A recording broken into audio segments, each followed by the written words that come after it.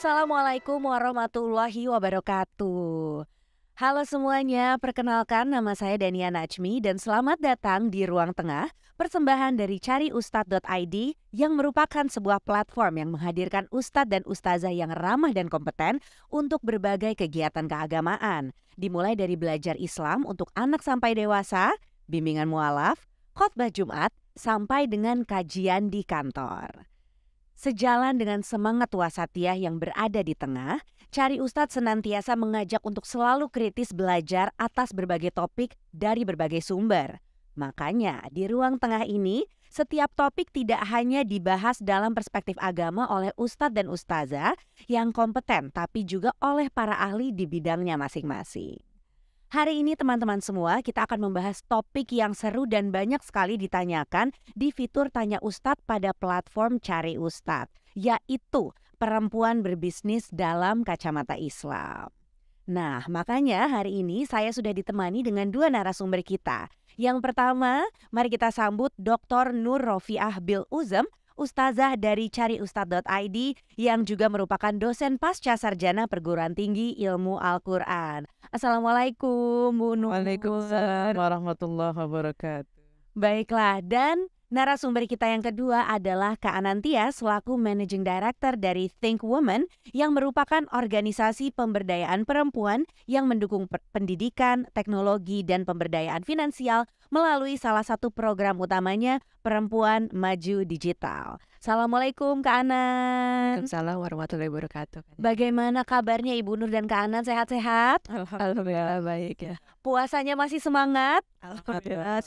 Alhamdulillah, ini kita beberapa menit ke depan ngobrol-ngobrol sambil nunggu jam buka puasa ya, 1 jam lagi. Ngabuburit ya. Ngabuburitnya ini seru banget dan sangat bermanfaat teman-teman ya.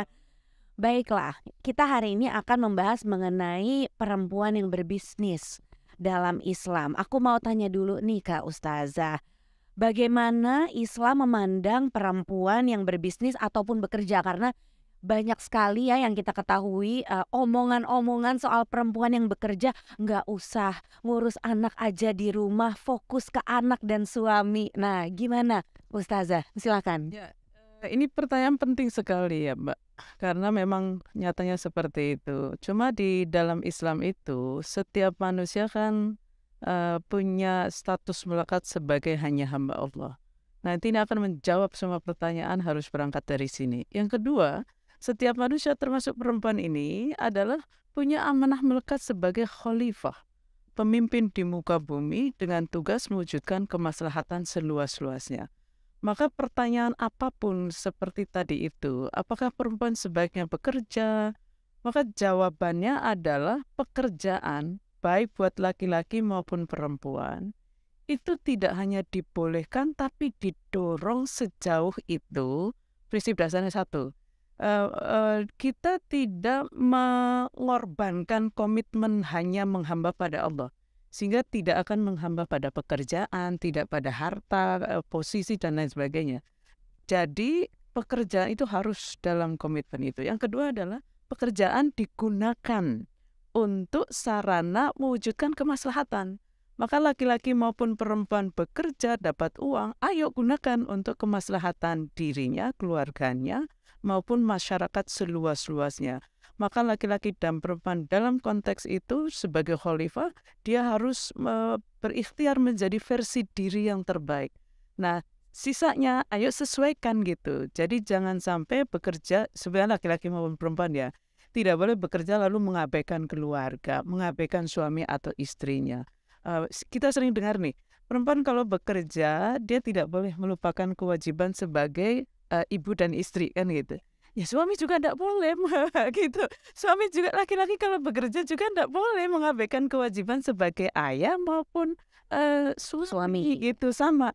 Sehingga prinsip dasarnya adalah laki-laki dan perempuan itu dimanapun berada dia bertanggung jawab untuk mewujudkan kemaslahatan sekaligus menikmatinya dan mencegah kemungkaran sekaligus dilindungi darinya dimanapun berada, baik di dalam maupun di luar rumah. Soal pembagian peran silahkan musyawarahkan.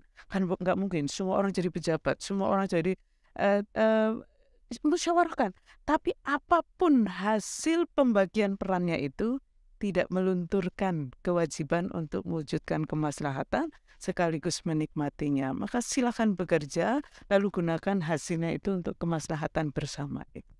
Baik, terima kasih banyak Bu Nur. Jadi harus ada keseimbangan di situ ya, keseimbangan peran. Baik, kalau dari pandangannya Kak Anan, seperti apa? Mengapa perempuan itu harus ya, bukan harus tapi penting untuk juga bisa bekerja kalau diinginkan atau kalau dibutuhkan? Silakan Kak Anan. Oke, jadi kalau ditanya mengenai tantangan gitu ya, salah satu tantangan terbesar yang dihadapi oleh perempuan saat ini adalah kemampuan untuk membagi waktunya gitu. Tadi sempat juga di awal-awal kita mendengarkan bahwa Bu Nur cerita perempuan itu punya tugas yang besar juga gitu ya, mengurus rumah tangga, ada peran-perannya gitu. Nah, ketika perempuan itu bekerja, berarti perannya bertambah lagi satu di antara banyak sekali peran yang harus dimainkan gitu. Jadi kemampuan untuk membagi waktunya antara dia misalnya bekerja atau memiliki bisnis, biasanya pebisnis perempuan di Indonesia itu adalah single fighter gitu. Berarti dia memproduksi sendiri, kemudian dia memasarkan, menjualnya sendiri gitu. Nah, bisa dibayangkan bahwa waktunya sudah dihabiskan untuk itu dan harus juga tetap membagi waktu untuk mengurus rumah, mengurus anak, mengurus suami gitu. Nah, ini yang biasanya kemudian sering diobrolkan gitulah oleh para perempuan-perempuan pemilik bisnis, bagaimana caranya untuk mengatasi hal ini. Nah, salah satu yang saya selalu tekankan atau ingatkan adalah memiliki jaring pengamannya gitu. Jadi ketika mau masuk ke dalam dunia kerja atau ketika mau masuk memulai bisnis, perlu ada jaring pengamannya. Jaring pengamannya di mana? Berarti dalam keluarga inti gitu. Keluarga inti berarti pasangannya harus setuju atau misalnya orang tuanya juga harus setuju gitu. Jadi dengan demikian ada kalanya kemudian perannya dibagi. Tadi kan kita bisa bicara juga soal pembagian peran, musyawarah dan lain-lain. Jadi ketika jaring pengamannya sudah dibuat, orang-orang yang mendukung perempuan tersebut untuk kemudian berbisnis atau bekerja secara sadar penuh itu bisa berbagi peran gitu. Jadi akan sangat baik gitu ya, misalnya sudah bisa berbicara dengan pasangannya kemudian berbagi perannya. Gitu, penjagaan anak bisa dibagi, mengatur rumah tangga juga mungkin bisa dibagi gitu. Baiklah Kak Anan, terima kasih banyak jawabannya. Semoga juga memberikan pencerahan bagi perempuan-perempuan yang menonton atau mungkin ada yang relate banget sama apa yang Kak Anan omongin dan mungkin punya pertanyaan satu lagi yang juga aku mau tanyakan ke Bu Nur nih. Mungkin ada teman-teman di sini yang menonton yang bertanya, kira-kira untuk pembahasan soal ini ada nggak ya rujukan ayatnya misalnya atau hadisnya yang bisa memperkuat lagi alasan mereka untuk bekerja, misalnya masih mendapat tantangan dari lingkungan atau keluarga gitu yang kadang suka bertanya seperti itu Ibu. Silakan. Saya mau mengacu kepada maqasid syariah aja ya. Tujuan syariat itu kan salah satunya hifdzul mal, menjaga harta. Mengapa? Karena manusia itu hidup secara layak, itu memang perlu harta, namanya juga makhluk fisik gitu ya. Nah, sementara harta itu juga membuat kita mandiri gitu. Supaya kita bisa hanya benar-benar tergantung pada Allah itu kan kita perlu mandiri. Kalau kita nggak mandiri, kita akan tergantung kepada sesama makhluk nanti, secara finansial termasuk. Maka perempuan itu, laki-laki dan perempuan itu sesungguhnya dalam pandangan Islam ya, itu didorong untuk mandiri. Termasuk mandiri secara finansial supaya dia bisa hanya tergantung pada Allah dengan tergantung pada kekuatan sendiri. Tapi sekali lagi, kemandirian itu harus digunakan untuk kemaslahatan bersama itu.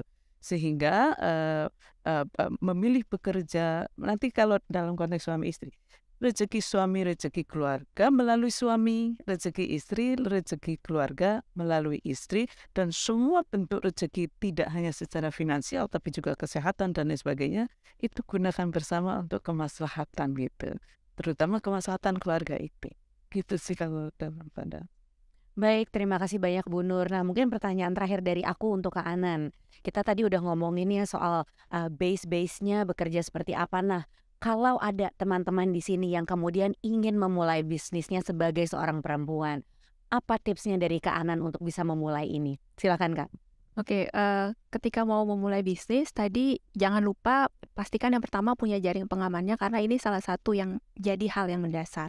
Yang berikutnya adalah pastikan juga punya alasannya gitu ya. Kalau kita bilangnya tuh visi misi. Kenapa perlu punya visi misi? Karena bisnis itu kan seperti lari maraton kalau saya bilangnya. Jadi kalau lari adalah lari maraton, yang perlu diingat adalah lari maraton itu jaraknya jauh, waktunya panjang gitu. Jadi ada kemungkinan di tengah-tengah nanti teman-teman merasa bahwa ini kenapa ya saya bikin bisnis ini ya gitu ya. Nah, itu tuh perlu diingat alasan awalnya kenapa gitu. Karena nanti kita bisa balik lagi ke alasan itu untuk jadi pegangannya. Kenapa saya mau membuat bisnis yang memberikan maslahat kepada banyak orang gitu. Nah, yang ketiga ini yang terakhir juga perlu adanya perencanaan gitu. Karena bisnis itu juga ada masalah untung dan rugi gitu ya. Kan kalau bisnis ada kemungkinan kita ada untungnya, kemudian ada saat-saat yang mungkin ada ruginya. Nah, perencanaan terhadap bisnis kita perlukan untuk kemudian meminimalisir kemungkinan atau potensi ruginya gitu. Jadi tiga hal ini adalah hal dasar yang teman-teman perlu pikirkan terlebih dahulu sebelum nantinya memulai bisnisnya gitu. Baiklah, terima kasih banyak Bu Anan. Bu Anan, saking semangatnya nih saya sampai kebalik loh nyebutnya. Terima kasih banyak Kak Anan dan juga Bu Nur atas waktunya dan juga jawaban-jawabannya. Dan untuk teman-teman yang ada di rumah, saya harap semoga dari obrolan kita pada pagi hari ini teman-teman bisa semangat dalam menjemput rezekinya masing-masing. Insya Allah kita akan menjadi perempuan-perempuan yang mandiri dan juga tangguh untuk diri sendiri, keluarga dan juga orang lain. Baiklah teman-teman, jangan ketinggalan episode selanjutnya di Ruang Tengah yang akan membahas topik-topik yang seru lainnya. Saya Dania Najmi pamit undur diri. Wassalamualaikum warahmatullahi wabarakatuh.